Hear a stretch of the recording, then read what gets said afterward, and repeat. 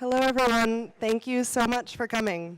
On behalf of EXPO Chicago, I wanted to welcome you to the 7th International Exposition for Contemporary and Modern Art. My name is Stephanie Cristello. I am the Director of Programming here at EXPO Chicago, as well as the Editor-in-Chief of The Scene, Chicago's International Journal for Contemporary and Modern Art. It is my pleasure to welcome you all to Dialogues, which is presented in partnership with the School of the Art Institute of Chicago. Dialogues offers panel discussions, conversations, and provocative artistic discourse with leading artists, curators, designers, and arts professionals on the current issues that engage them. Today, you're joining the symposium, which is a highlight component of the full Dialogues program, which I had the pleasure of curating this year. Entitled Present Histories, Art and Design in Chicago, the symposium will trace provocative positions that Chicago's alternative models have shaped and continue to impact internationally across fields of art, design, and culture. Looking at the term present as both an act of portrayal and demonstration, as well as a tense of being current, the symposium will focus on how certain movements founded within Chicago have been generated, assimilated, and reimagined within our contemporary moment. I wanted to take a moment to do a special thank you to the Terra Foundation for American Art, as well as Art Design Chicago, their year-long initiative, for their generous support in making today's program possible. The following panel, entitled AfriCOBRA, Chicago in the Age of Black Power, invites Franklin Sermons, the director of the Perez Art Museum in Miami, who will engage in conversation with founding members of AfriCOBRA, Gerald Williams, an artist represented by Kavi Gupta, who is exhibiting here in the fair, Jarrell, and Wadsworth Jarrell. The discussion will be followed immediately by a book signing of their catalog, Soul of a Nation, which launched at the Tate Modern before traveling to Crystal Bridges and is currently on view at the Brooklyn Museum in New York. Before we begin, I just wanted to recognize some of the many exhibitions AfriCOBRA is included within throughout the city. Art Design Chicago exhibitions, The Time Is Now, Art Worlds of Chicago South Side, 1960 to 1980 at the Smart Museum of Art at the University of Chicago, The Art and Influence of Dr. Margaret Burroughs at the DuSable Museum for African American History, and an exhibition curated by Gerald Williams on the occasion of the 50-year anniversary of the group, AfriCOBRA 50, currently on view at Kavi Gupta Gallery in Chicago. Please join me in extending a very warm welcome to our panelists. Thank you.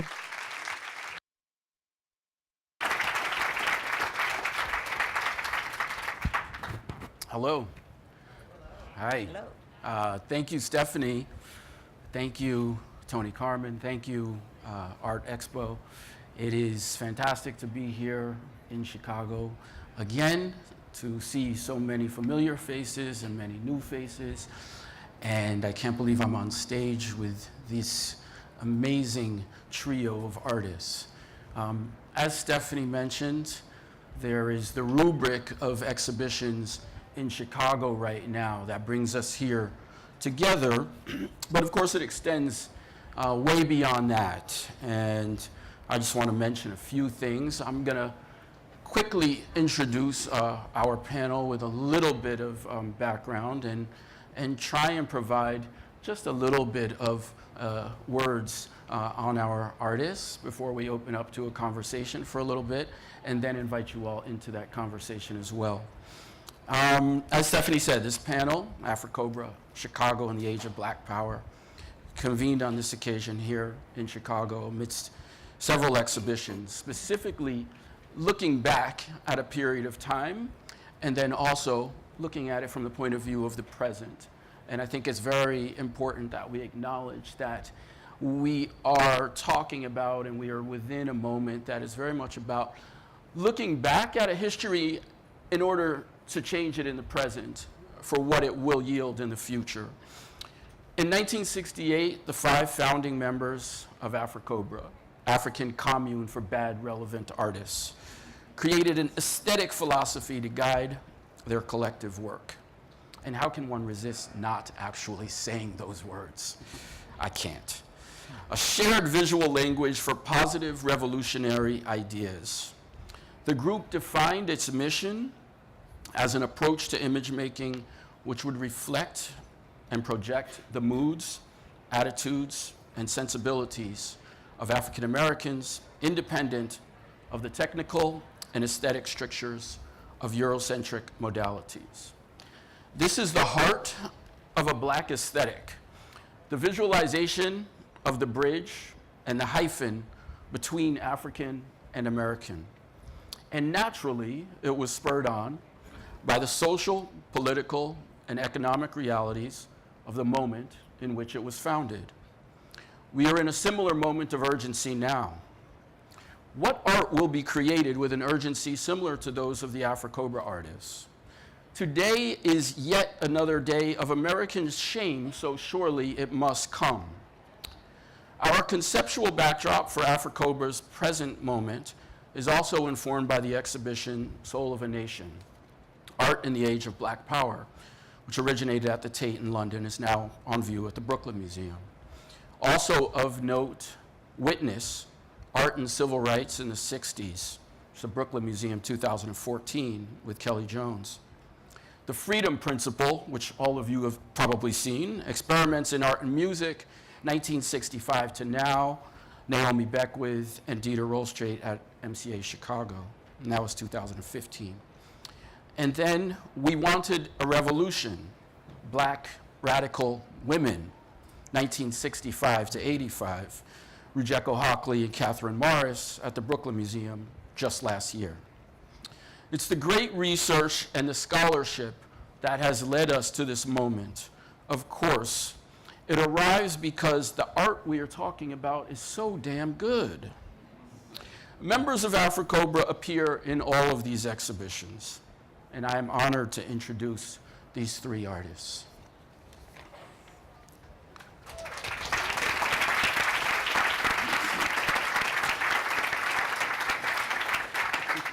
We begin with Elaine Annette Johnson, born in Cleveland in 1935. She moved to Chicago in 1958 and enrolled at the School of the Art Institute, where she studied fashion design for a period of time. After some schooling, she left and opened her own clothing boutique, J of Hyde Park. The name coming about from the reverse acronym of her name and was suggested by a friend for the shop and was soon after taken as her name. By 1966, Jay had become a member of the Organization of Black American Culture, and in 1968, a founding member of AfriCOBRA, that African commune of bad, relevant artists.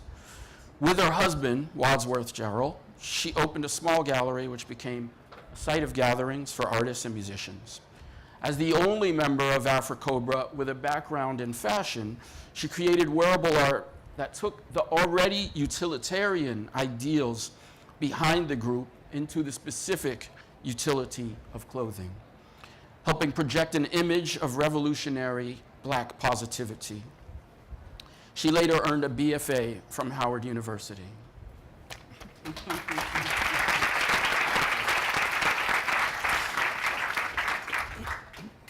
Born in Albany, Georgia, Wadsworth Jarrell earned his BA from the School of the Art Institute of Chicago in 1958, after having served in the Army and being stationed in Korea. After college, he made a living as a photographer while maintaining a painting practice. He was active with OBAC, OBAC, Organization of Black American Culture, in 1966, and in 1968, opened a small gallery with Jay. And in that same year, co-founded AfriCOBRA. Wadsworth's work experiments with techniques and methods to create sculptures and paintings inspired by artistic and spiritual connections to varied African cultures. His interest in picture making has been marked by a desire to fuse abstract and figurative forms. He later earned an MFA from Howard University. And I must say, Wadsworth met Jay in 1963, married in 1967. I'll clap for that. Gerald Williams was born in Chicago in 1941. After attending classes at Roosevelt University and Woodrow Wilson Junior College, he joined the Air Force. After a stint in Japan, he returned to Chicago in 1966 and enrolled at the Art Institute, and in 1967, Chicago Teachers College, where he met Jeff Donaldson and then Wadsworth Jarrell, fellow co-founders of AfriCOBRA. In 1976, he earned his MFA from Howard University. Williams' work has grown out of a lifelong exploration of what he calls mimesis at midpoint, seeking to bridge the poles between representation and abstraction. Another crucial point, aside from the flowering of AfriCOBRA in his development as an artist, was attending Festac 77, the second World Black and African Festival of Arts and Culture in Lagos, Nigeria. He has traveled extensively, and while he has lived in 7 countries and 5 states, Chicago has always been his home. With Donaldson and Barbara Jones Hogu, Jay, Wadsworth, and Gerald gave birth to AfriCOBRA and continue to work in that spirit. Welcome.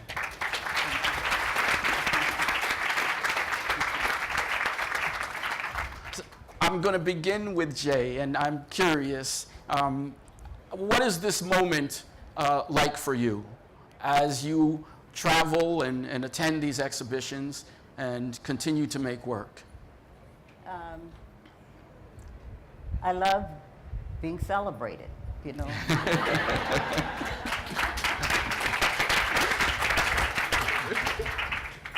Mother used to call me a show-off. But it's important to stand up and take notice of what you want to do.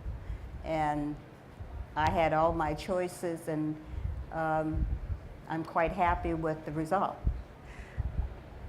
AfriCOBRA is such a profound organization because it's a family. And my aim was to contribute, but to have something solid in an art organization with principles that we could practice and guide our mission. And we were bad relevant artists that were dealing with the revolution. And you must have understood just how good that is, because it's important to stand up and be counted when your people need you. And it couldn't have been more perfect as an artist to commit to the neighborhood, to the region, to my people, in a time when our ideas and the beauty of our work was important. It helped uplift, and one of the principles that is so important is our Kool-Aid colors. I can only say, go into an exhibit in any multiple exhibit show and see an AfriCOBRA room, and it will light you up. It is the most glorious, colorful, uplifting, attention-getting show-offs with substance in their canvases and on their garments and whatever contributions they've made. Time's up. Thank you for that. Mm-hmm. And I'm curious, just as a follow-up, and I think we'll hear from each of you, but so what are you making right now? What am I making right now? Yes, you mentioned being in the studio. My work right now is, I'm in a new space. When I say space, it's not the studio, it's in the head. The fingers are a little bit stiff, and they get sort of jammed and stay in position of holding the needle, and one must unlock them to do the things I want them to do. So I've decided I don't have to sew this long. I sewed since baby time, really, but produced a lot of work in tailoring and dressmaking, fashion design, or whatever. And so at some point, I want change because I want to develop, I want to be excited. And so I started building my garments. They become my sculpture because they're shown three-dimensionally. And I figure, why not? So they might have some wood in them. They might have found objects. And the fact that I'm a vintage dealer, and you know that's like a sickness. So I got lots of supplies, and I remake them and include them. I tell you that at this point, the sewing machine, it's sort of is getting old to me, though I have 8 of them. They're just sort of novel to me now, but I like building my work. And last night, I'd like you to know that I was responsible for seeing to it a piece got finished that I had, and I brought it to one of the exhibits that we'll have today. And it's all glued together. And it's a perfectly good gentleman's jacket, and with zillions of leather and suede pieces. And that's where my head is now, giving my fingers a break and doing some other inventive things. Thank you. So I consider myself a sculptor. Wow. Wadsworth, you came here to Chicago from more rural Georgia. I think seeing art at the Art Institute in some ways for the first time. Can you just walk us back a little bit to your initial experience around making art? Yeah, I was dabbling in art ever since I was a kid, and my family always encouraged me, and actually it was almost like carved in stone between me and my mother that I was going to be an artist. And this is something that I didn't want to be anything else. I wanted to always be a visual artist. So in high school, I went to school in Georgia. In high school, I was the artist, of course. I did illustrations for the school paper and all the other things that, required in school, that I was an artist. And I was drafted into the military, and I became the battery artist by accident. I had some drawings in my footlocker, and we was in a replacement outfit in Camp Polk, Louisiana. And there was a guy from Chicago. We was all brand new in the Army. The guy from Chicago was going to become the battery clerk. And he said, if you can make signs for the company, we need signs, charts, all kinds of things. If you can make signs, you won't have to do any duty. And I said, I can do that. I had no idea about typefaces. So I went to the library and got me some books on typefaces, and I started making signs. And I sat in the day room and made signs. And we had a large swimming pool across the street. I would go over, and the troop would be coming from a road march at noon, and I'd be in the swimming pool, swimming. Or I'd be in the day room making art.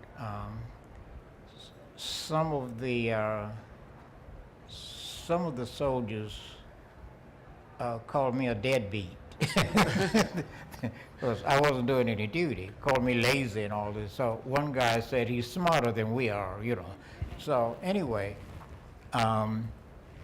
after I got out of the military, I moved to Chicago in 1953.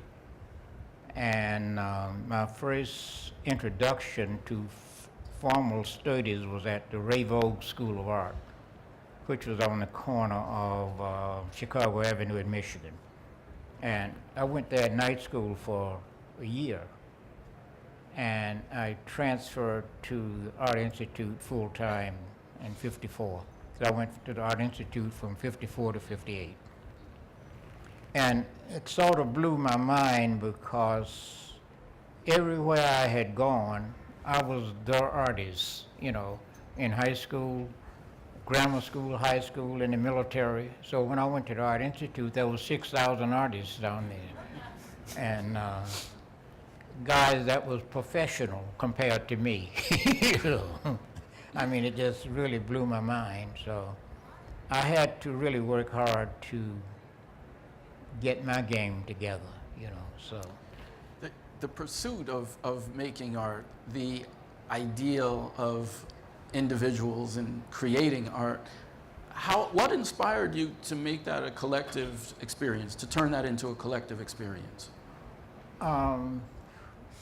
I think what inspired me, artists are basically loners, and I never thought of joining anything, not even the Boy Scouts, you know. So I was in the visual arts section of the Wall of Respect, of Obasi, which we did this mural called the Wall of Respect.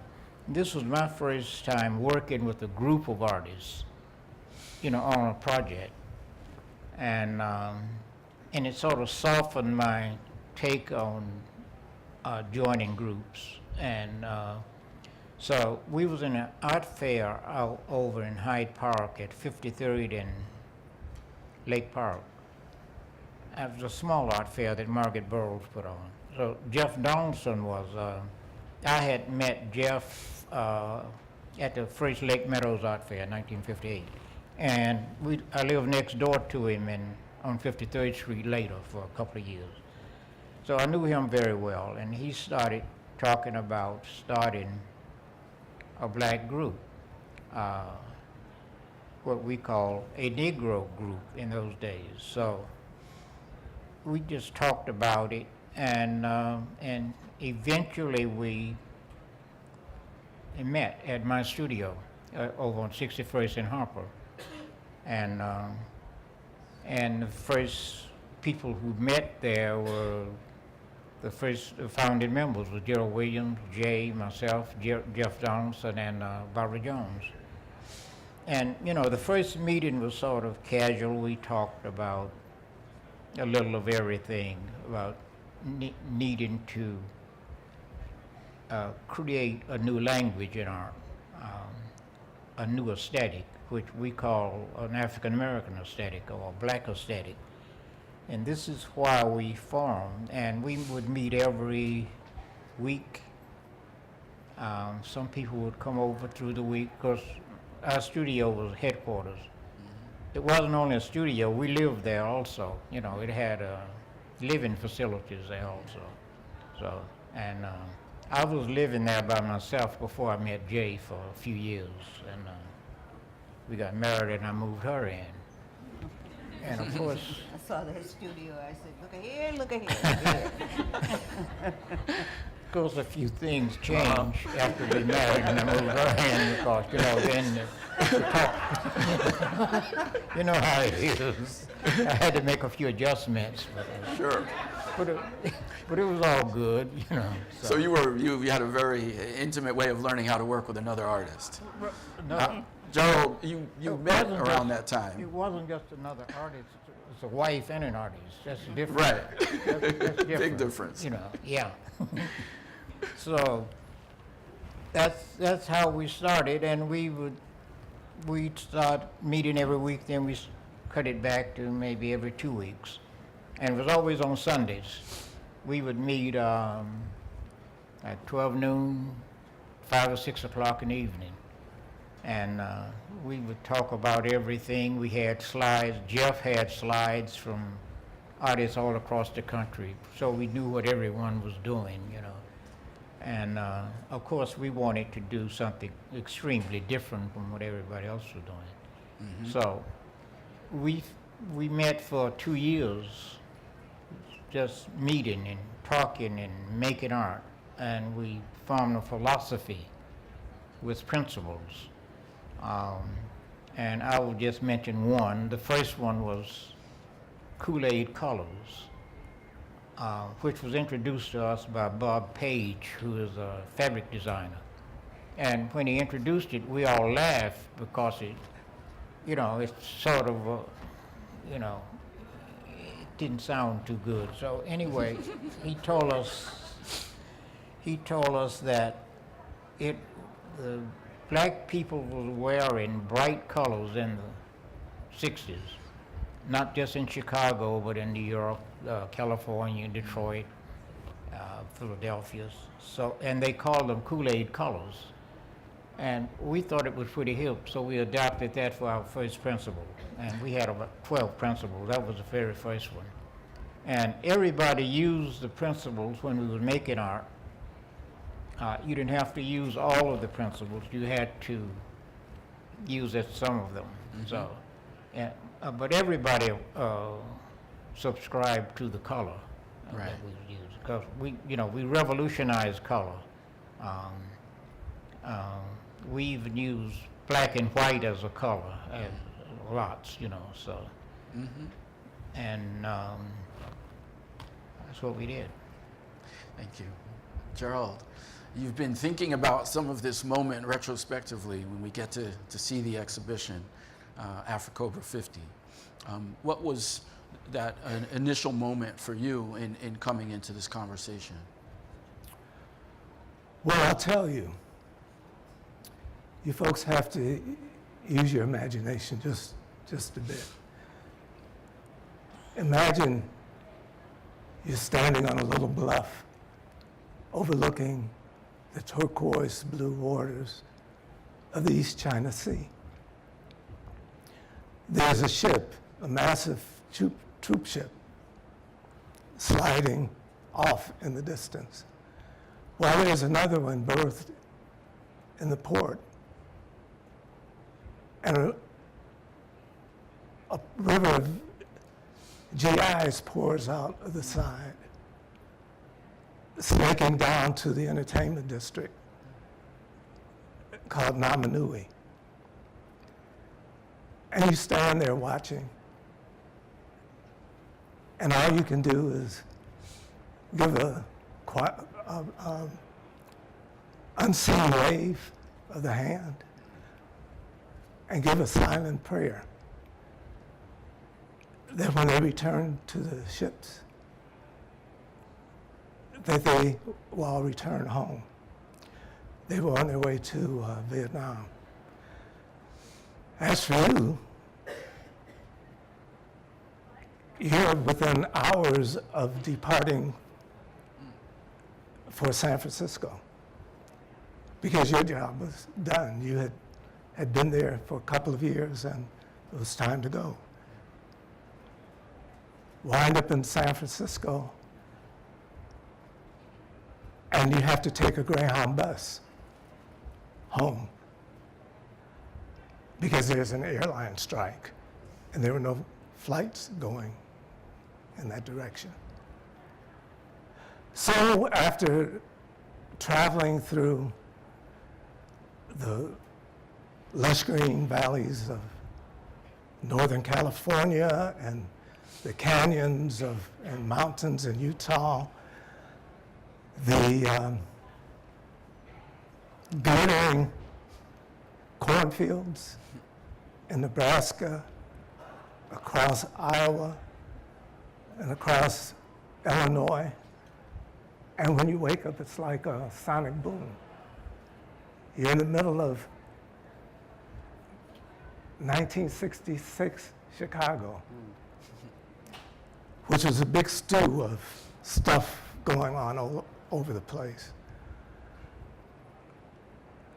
And the alewives were nearly driving everybody out of the city.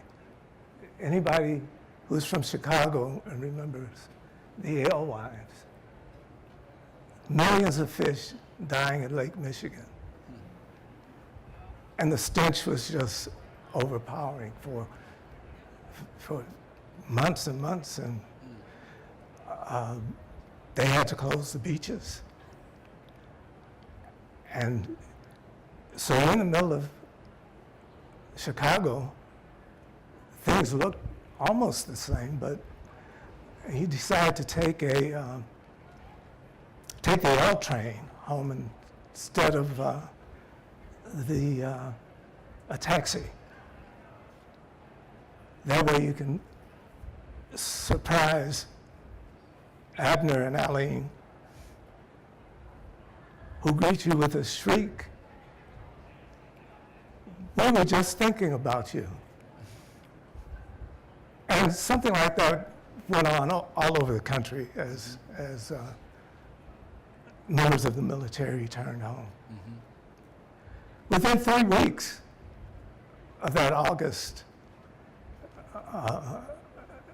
return to Chicago, I was working. I got a job at the Board of Education.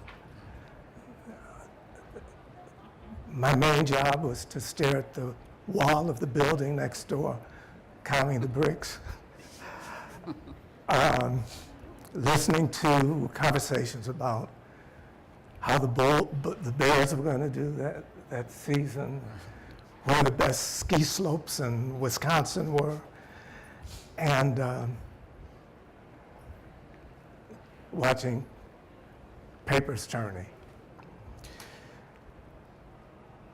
I attended classes at night at both the Art Institute and Chicago City. It was Luke Junior College then. Taking classes in design and drawing. Had a studio, no less. No less a studio than one occupying the same building as a Brooks Brothers suit wearing, red Corvette driving artist, who the landlady said he won't be any trouble at all. You'll get to like him. Such a person is over here. He mentioned bringing Jay into the studio, but he didn't mention the red Corvette. But you've given us a picture of that moment and the idea of the city being this backdrop and it being about being within that. What was it? What was the inspiration for the work specifically?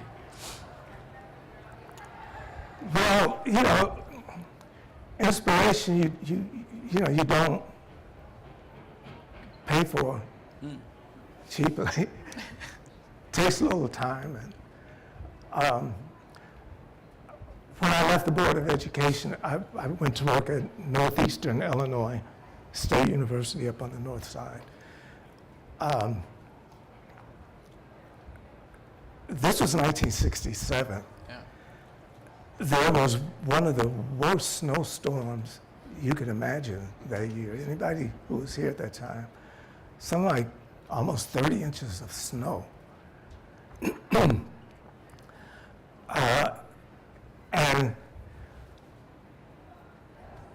I heard this loud voice stepping over a snowdrift on the way to campus. This, "Hey, what's happening?" A little louder than that. And it was Jeff Donaldson. So time went on, and he saw some of my work and said, this was in the spring of '67. He said, "Hey, why don't you come to a meeting that we're having at Robert Page's studio? Some of the people you know will be there. One of them was Wadsworth and Jay and Paige. And so, you know, we're just going to talk about art and so forth. And so, you know, I'm not a joiner, typical of It's that individual the thing. stereotype of artist that Wadsworth just depicted. So I said, well, I'll give you some, you know, moral support and come see, and maybe I can offer some Yeah. suggestions.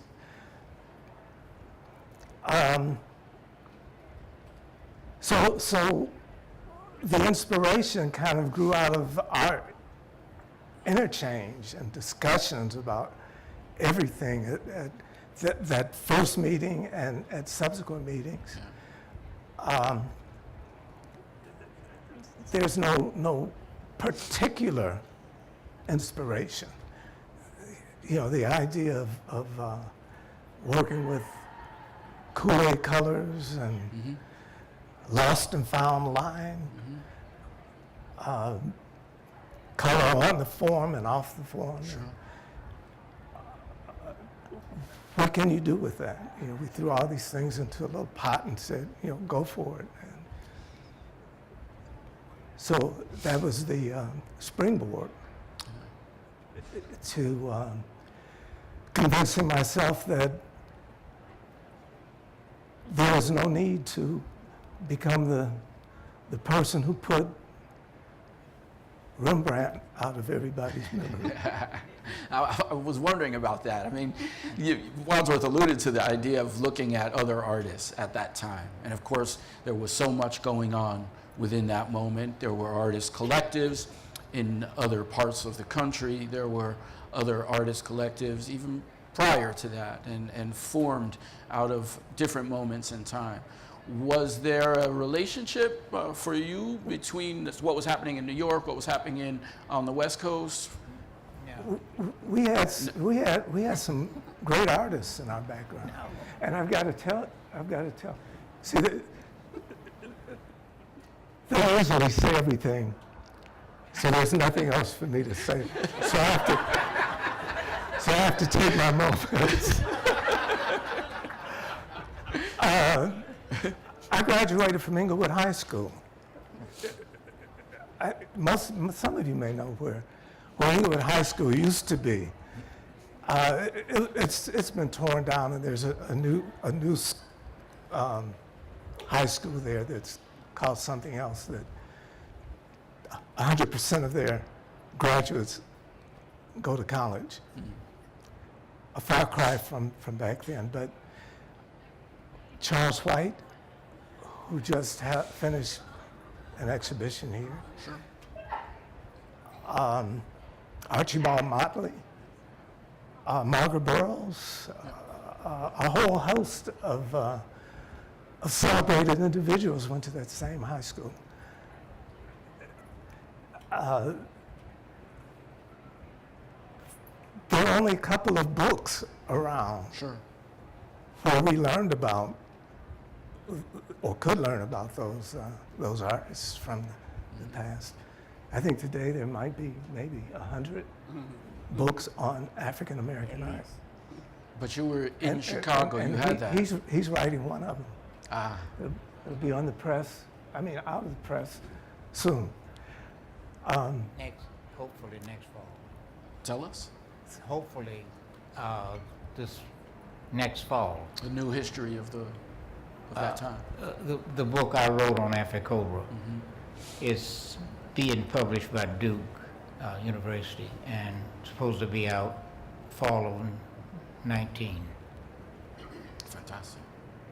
2019. Yep. Shall we open it up? Questions from the crowd? Good. Then we can go. No, please.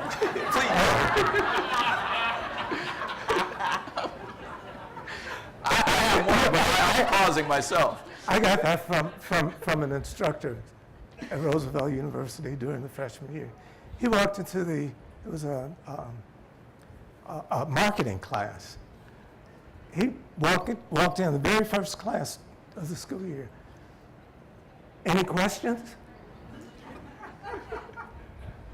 The acronym COBRA, and is there any relationship to that, to the European group, the COBRA group there in Europe?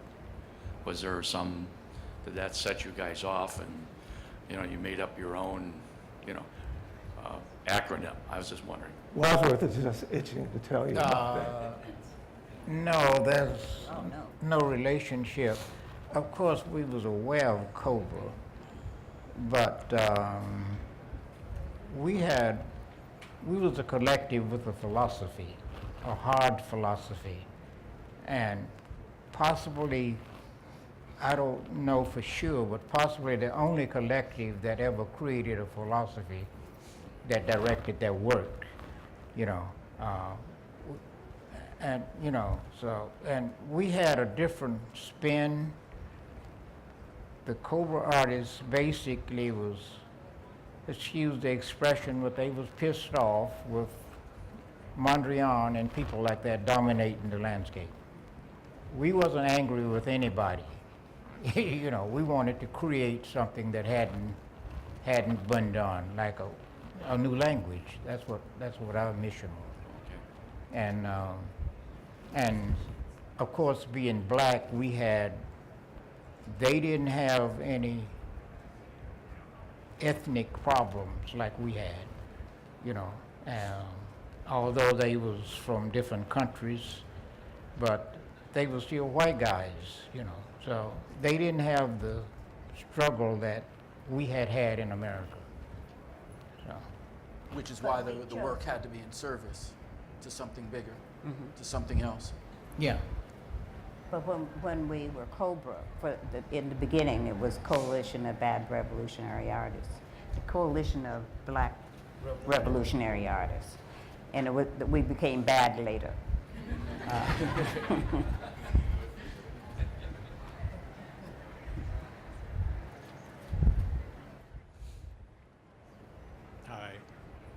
Hi. I want to direct this to Wadsworth. You and I have had dozens of great conversations over the years, and one of the things that doesn't get brought up in these settings often is your initial exposure to African art when you came here. I think we've talked about your experience at the Art Institute before, and can you talk about, you had talked about Kathleen Blackshear at one point, and maybe, so the general question is, what is your first experience with traditional African art and African cultures that would come to influence you so much? And did that happen here in Chicago? No. At the Art Institute, I didn't become exposed to anything but European art. You know, you can name them, you know, and mostly not contemporary artists.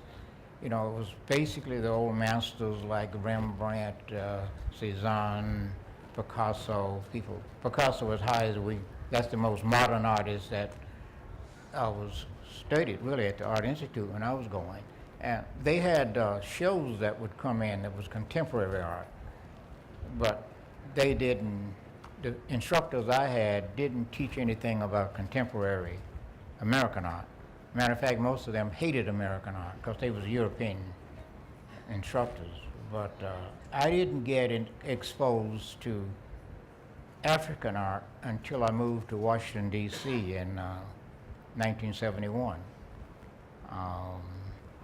There was an African art gallery there that we used to go to regular. There was Africans there en masse, Nigeria, you name it, from all over the continent, and living in Washington, D.C. and in Howard. And then I had we had an occasion to go to Africa in the late 70s. So this was, and then I studied in art history. It's what really got me in depth. I studied Senufo art, and from, you know, this is what my thesis was for my master's degree. That was my exposure to it, first time. I had an exposure to African art when you use current events and conditions around the world or things that might rise in attention, to be influenced for an inspiration in your work. And at the time, this was 1961, but I was very aware of the decolonizing of African nations. And it was overpowering to me. At the time, I was at the school, the Art Institute, in fashion. So as it occurred a couple of years later, when I decided to do a debut show, I chose African nations to study for the garments themselves. And my debut show was Fashion Safari, 1963. And I made sure that I had a program that not only showed the garments runway style of several African nations, and Etta Moten Barnett, an ambassador type who was very concerned about African nations and spreading them to our people. Excuse me. But from the Institute, there were friends that were African students. One who ran a band, the Dukarans from Liberia. And so I engaged many people who had an expertise to share and an interest in development of African culture in my debut show. So I was on a roll, being inspired by my people.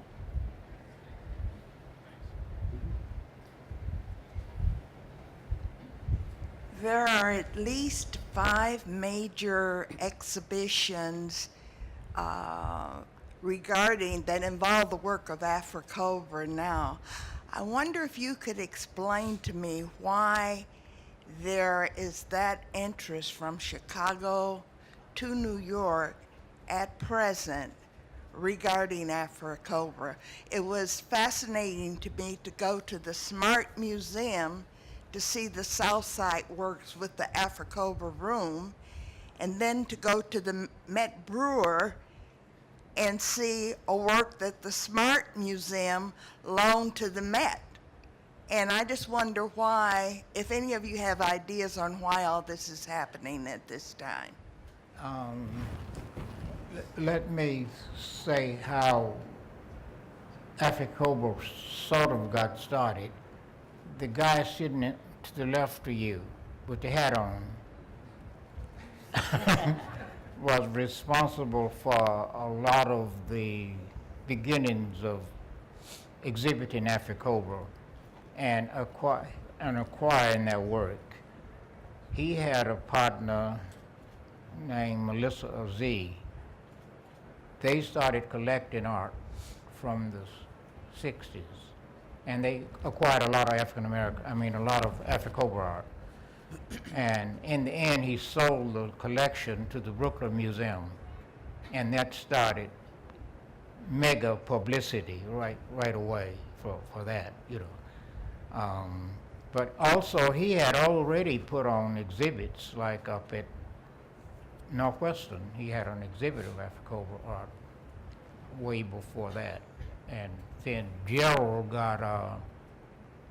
found out they was building the Logan Center, and he called around, and we ended up getting Rebecca Zorich, who curated a show in 2013.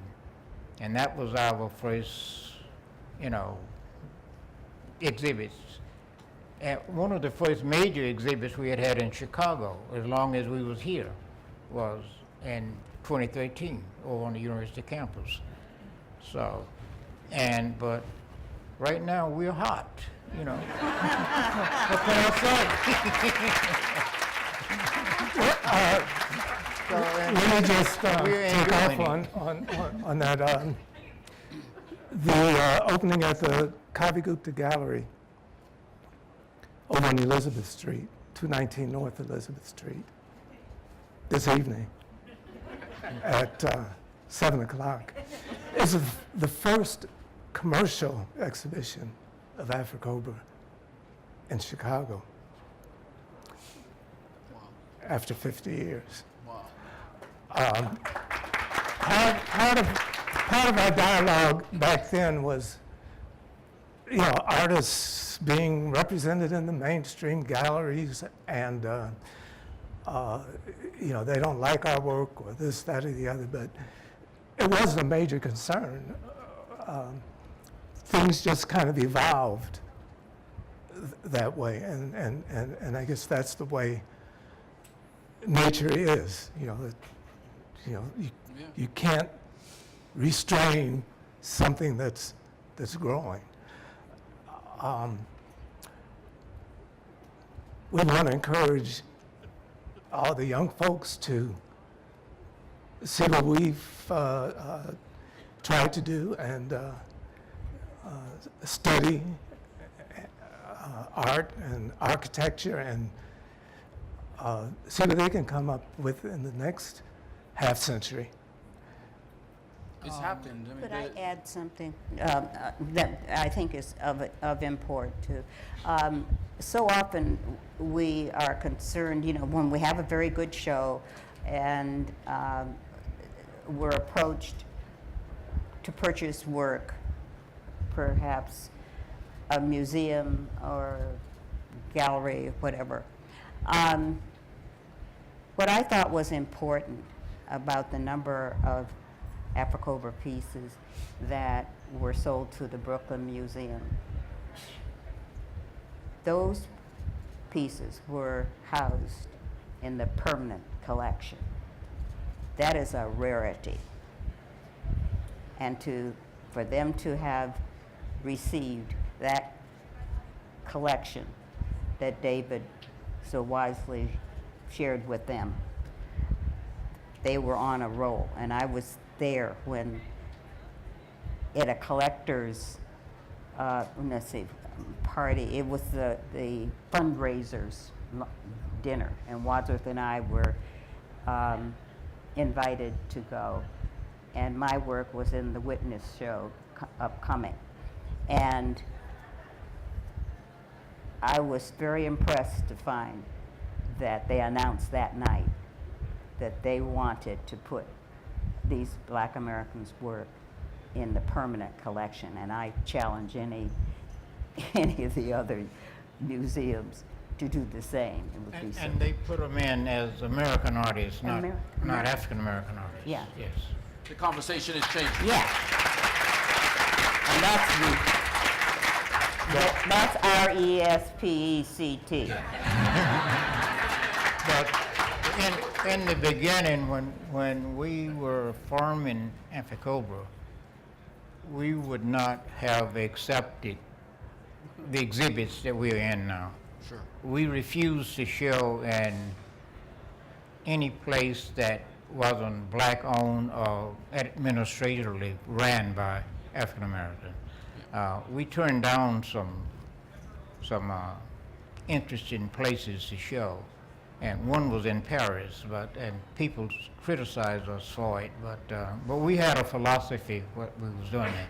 We wasn't interested in selling art when we was making art. We was interested in just creating an aesthetic. We didn't actually, our stuff wasn't even for sale in the beginning, you know. So over the years, things happen. So. Yeah, but really, it has. There are changes. The art was being made. The scholarship has followed. The commercial market is obviously following, and that there is some degree of change because of what you all created. We have time for one more question. Hi, thank you for being here. I have a question about what was the School of the Art Institute like when you were going there? Was there an ethnic mix of students? Was there any overriding approach to their teaching that stayed with you through the years? When I was going, I would guess probably about less than 20 African American students was there, maybe 15, whatever. But the whole, most of the instructors was from Europe, and that was the focus. And abstract expressionism was the focus there. But there are people who did traditional art and everything. But that was the main focus, was abstract expressionism. I think we have time for one more.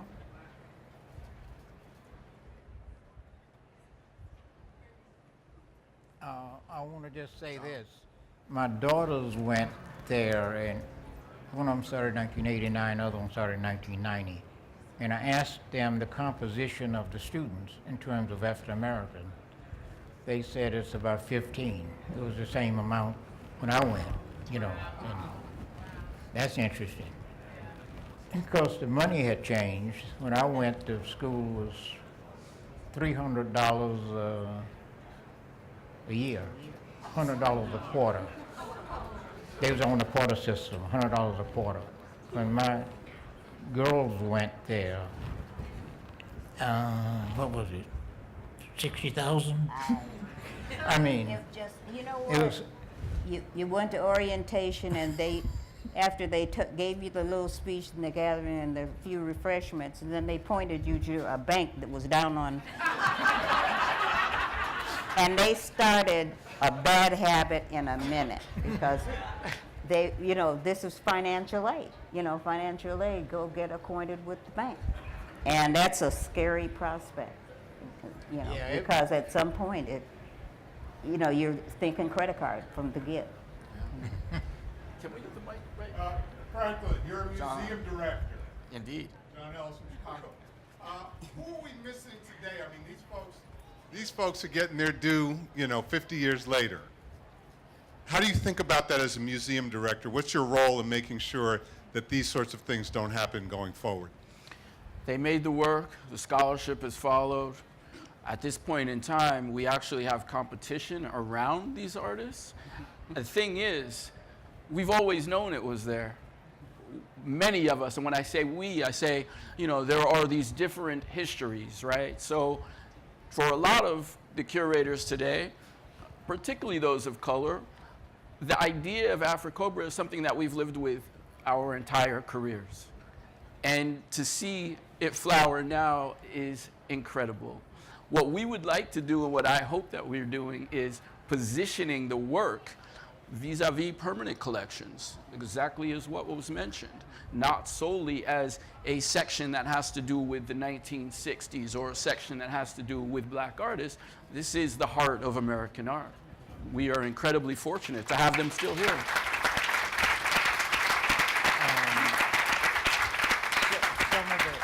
some of the interests in curators were foreign curators, young foreign curators, like at the Tate Modern, and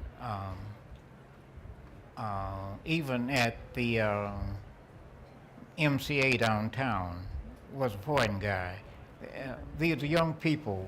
Jay and I had a show at the Cleveland Museum, and we are the only two living people that lived in Cleveland, living artists, black or white, that ever had a show at the Cleveland Museum. But this was a young guy from Switzerland, you know. I mean, you know, it wasn't the old head American curators, you know. So, but they sparked, they started a spark, a forest fire, really.